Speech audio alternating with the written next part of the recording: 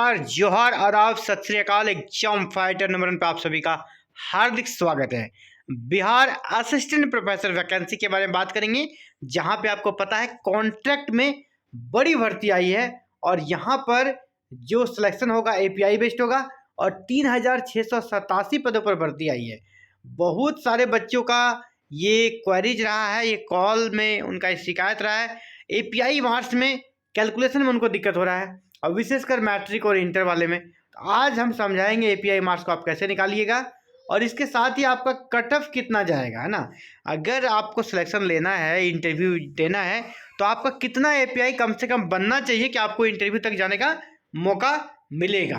तो चलिए अपना सबसे पहले अपना स्कोर कैसे चेक कीजिएगा वो आपको पता चल जाएगा। इसके बाद कट ऑफ का एनालिसिस करेंगे और आप देख सकते हैं कि इसके बाद जान पाएंगे कि आप मुकाबले में हैं या नहीं है। तो चलिए स्टार्ट करते हैं इस अपडेट को। सबसे पहले तो आप इससे जान ही रहे कि नए डिग्री कॉलेज में 3687 पदों पर असिस्टेंट प्रोफेसर की नियुक्ति होनी है और इस नियुक्ति प्रक्रिया को संपन्न कौन कराएगा? बिहार राज्य विश्वविद्यालय सेवा आयोग के माध्यम से ये नियुक्ति प्रक्रिया संपन्न होगी। और ये नोटिफिकेशन है, ऑफिशियल नोटिफिकेशन है। ये आपको पता है 3 जुलाई को ही ये नोटिफिकेशन रिलीज हो गया था और जहां पर ऑनलाइन आवेदन 3 जुलाई से स्टार्ट है और लास्ट है 15 जुलाई। और यहाँ पर आप देखिए लास्ट डेट फॉर ज्वाइनिंग 7 अगस्त, यहाँ पर ज्वाइनिंग का डेट भी दिया लास्ट। इसके पहले ही ज्वाइनिंग करा लिया जाएगा सभी से, यानी काफ़ी फास्ट तरीके से हो रही है। इसी बीच बच्चे अप्लाई करें, उनको दिक्कत हो रहा है कैलकुलेटर, आखिर एपीआई कैलकुलेटर क्या है, ठीक है, उसमें कैसे अपना स्कोर चेक करें। देखिए selection process and academic scheme यहाँ पर इसके तहत दिया है कि किस प्रकार आपका नंबर को ऐड किया जाएगा, किस प्रकार आपको नंबर दिया जाएगा। तो सबसे पहले देखिए कंपोनेंट है, सबसे कौन कौन सा कंपोनेंट है यहाँ पे स्कोर देखिए। अगर आपका पीएचडी है तो आपको 11 नंबर मिलेगा, कोई दिक्कत नहीं है। अगर आप जीआरएफ हैं तो आपको भी 11 नंबर दिया जाएगा। अगर आप जीआरएफ में सिंपल नेट हैं तो आपको सिर्फ 8 नंबर मिलेगा, ठीक है। तो अगर आप मान लीजिए पीएचडी है प्लस जीआरएफ है तो कितना हो जाएगा? 11 + 11 22 हो गया। तो 22 नंबर मैक्सिमम आपको इस सेक्शन से मिल जाएगा। अगर आप पीएचडी प्लस सिंपल नेट है तो 11 + 8 19 नंबर दिया जाएगा, कोई इशू नहीं है। आराम से आप समझ गए होंगे, यहाँ पे कोई इशू नहीं है ना, यहाँ पे कोई इशू नहीं है। अब चलिए पोस्ट ग्रेजुएशन में भी कोई इशू नहीं होगा क्योंकि यहाँ सारी चीज़ें स्पष्ट कर दी गई है। पीजी में कितने नंबर पे कितना आपको पॉइंट मिलेगा। 80% एबव है तो 26 नंबर है, 26 है तो ये 26 नंबर मैक्सिमम है यहाँ का। इसी प्रकार 70 to 80 है तो 23 है, 60 to 70 है तो 20 मार्क्स मिलेगा। इसके बाद 55 to 60 है 17 है और 50 to 60 के बीच है तो 17 मार्क्स मिलेगा। ये यहाँ पर दिया गया है, ठीक है। इसके बाद ग्रेजुएशन का भी ऐसे ही दिया गया। ग्रेजुएशन में मैक्सिमम आपको 17 नंबर है, ग्रेजुएशन में मैक्सिमम 17 नंबर है। कब? 80% एबव से। 70 से 80 के बीच है तो 15 नंबर है, 60 से 70 के बीच है 13 नंबर है, 55 to 60 है तो 11 नंबर है, 45 to 55 है तो 9 नंबर है और 45 से नीचे है तो आपको कोई भी नंबर यहाँ पर नहीं दिया जाएगा। अब जहाँ समस्या हो रही है वो हो रही है कहाँ पे? इंटरमीडिएट और मैट्रिक में। इंटरमीडिएट और मैट्रिक में समस्या यहाँ पर हो रही है। तो इंटरमीडिएट में किस प्रकार स्कोर हम चेक करें वो यहाँ पर देखना पड़ेगा आपको। देखिए इंटरमीडिएट में क्या दिया है, आपका जो स्कोर है, आपका जितना भी परसेंटेज है उससे आप कैसे निकालिएगा। इंटरमीडिएट में मैक्सिमम 13 नंबर का प्रोविजन है, मैक्सिमम आपको कितना मिलेगा? 13 नंबर। और मैट्रिक में मैक्सिमम 10 नंबर। तो किसको कितना मिलेगा आप कैसे चेक कीजिए? एक यहाँ पर फॉर्मूला दिया गया है, ठीक है। क्या है? 13/100, 13/100 ये दिया है। इसके बाद कहा गया है कि मल्टीप्लाई कर दीजिए परसेंटेज ऑफ मार्क्स। आपका जितना परसेंट, मान लीजिए किसी बच्चे का यहाँ पर 80% है, ठीक है, 80% है, ठीक है। तो उसको क्या करना होगा? मान लीजिए आपका किसी का 80 है या किसी 70 है, कुछ भी है, तो उसको आप क्या कीजिएगा, यहाँ पर इसको मल्टीप्लाई कर दीजिएगा। मान लीजिए अगर 80 है, अगर 80% हम मान लीजिए किसी का 80 है तो अब इसको मल्टीप्लाई कीजिएगा तो कितना हो जाएगा? ये आपका आपको अगर इसको सॉल्व कीजिएगा, इसको सॉल्व कीजिएगा तो कितना आएगा? इसको सॉल्व कीजिएगा 10.4 आएगा, 10.40 कर सकते हैं। तो ये आपका पॉइंट बन गया।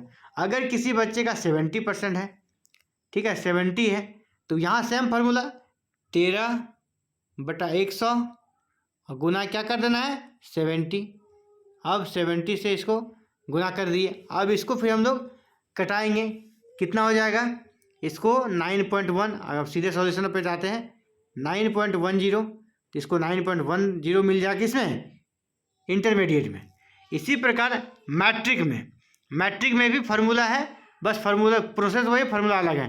क्योंकि 10/100 मैट्रिक में अगर किसी बच्चे का 80 मार्क्स है तो यहाँ फार्मूला क्या 10/100, 10/100 कर दिए और यहाँ पर गुना किससे कर दिए 80 से, गुना किससे कर दिए 80 से, तो कितना नंबर मिल जाएगा उसको 8 नंबर मिलेगा, है ना, कितना मिलेगा 8 नंबर मिलेगा।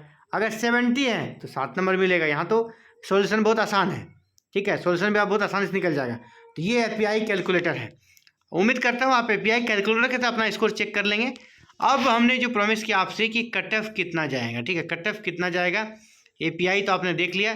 देखिए कट ऑफ कितना जाएगा, मैं ओवरऑल बात करूँगा, सारे सब्जेक्ट का एक एवरेज बात करेंगे और यूआर कैटेगरी के बारे में बात करेंगे, ठीक है, ऑल सब्जेक्ट। ये जो बात हो रही है ऑल सब्जेक्ट, लेकिन ये सब्जेक्ट के अकॉर्डिंग वेरी भी थोड़ा बहुत कर सकता है। साइंस का कुछ पेपर है ना, और आर्ट्स के पेपर में समानता नहीं हो सकती है। तो ये ऑल सब्जेक्ट के लिए एवरेज में बता रहा हूँ। अगर यूआर में है और आपका एपीआई में जोड़कर अगर आप 60+ हैं, आपका अगर एपीआई 60+ बन रहा है तो आप इंटरव्यू तक जाइएगा। इसके बहुत ज़्यादा चांसेस है, इंटरव्यू तक आप जरूर जाइएगा। अगर आप कैटेगरी वाले हैं तो फिर आपका कट ऑफ लो भी जाएगा, 60 से कम भी जाएगा, 55, 50 तक भी जा सकता है। इसके अलावा कुछ सब्जेक्ट इसी जो नए सब्जेक्ट सारे हैं, जो नए सब्जेक्ट होते हैं, अभी फ़िलहाल तो इसमें कुछ नए सब्जेक्ट है नहीं, है ना, ये सारे मेन स्ट्रीम के ही सब्जेक्ट हैं। इसलिए मुझे नहीं लगता है कि यहाँ पे कट ऑफ में कहीं कमी होने वाली है। 60+ तो रहेगा ही, क्योंकि देखिए हिंदी है, इंग्लिश है, हिस्ट्री है, सोशियोलॉजी है, ये ऐसे विषय है ना जहाँ पे ऑलवेज क्राउड रहता है, ऑलवेज भीड़ रहता है। तो इसीलिए यहाँ पर कट ऑफ 60+ इस बार जाएगा। बाद बाकी जब साइंस वाले सब्जेक्ट का आएगा, कॉमर्स का आएगा, तो उसमें फिर अलग से कट ऑफ नीचे जा सकता है। लेकिन यहाँ पर 60+ ही जाएगा। 60 से नीचे जाने का मुझे उम्मीद नहीं लगता है यूआर कैटेगरी के लिए। अगर आप कैटेगरी वाले हैं बिहार के, तो फिर आप 2, 4 मैक्सिमम 5 नंबर तक आप लेस कर सकते हैं। वो उसी अनुसार आपका कट ऑफ बनेगा आपके कैटेगरी में। ये मैं यूआर की बात कर रहा हूँ, बिहार के भी यूआर हो या बाहर की, आपका 60+ अगर है तो आप सेफ हैं, आप इंटरव्यू तक जरूर पहुँचिएगा। तो ये साथियों आप सभी के लिए इंपॉर्टेंट अपडेट था। आप सभी की कॉल, आप सभी के जो आ रहे थे बार बार, सर मेरा इतना बन रहा है, क्या मेरा हो जाएगा। आपको मैसेज भी व्हाट्सएप पे आए हुए हैं, मैं रिप्लाई सबका नहीं दे पाया कि मेरा एपीआई इतना बनता है सर, इंटरव्यू कॉल होगा कि नहीं। इसी के अकॉर्डिंग आप देख लीजिए, अगर आपका एपीआई इसके आसपास है तो आप जरूर इंटरव्यू का तैयारी कीजिए, क्योंकि समय बहुत कम है ना, और आपको अगस्त महीने में ज्वाइन भी करना है, तो बिल्कुल समय कम है। आप अभी से इंटरव्यू की तैयारी जरूर करें जिसका 60 के आसपास स्कोर है। तो फिलहाल इस वीडियो में इतना ही, जल्द मिलते हैं एक नई वीडियो में नए अपडेट के साथ। और आगे के अपडेट के जानने के लिए चैनल को सब्सक्राइब कर लीजिएगा, बेल आइकन को प्रेस करके ऑल बटन में जरूर क्लिक कीजिएगा। Thank you. जय हिंद, जय भारत, जय बिहार।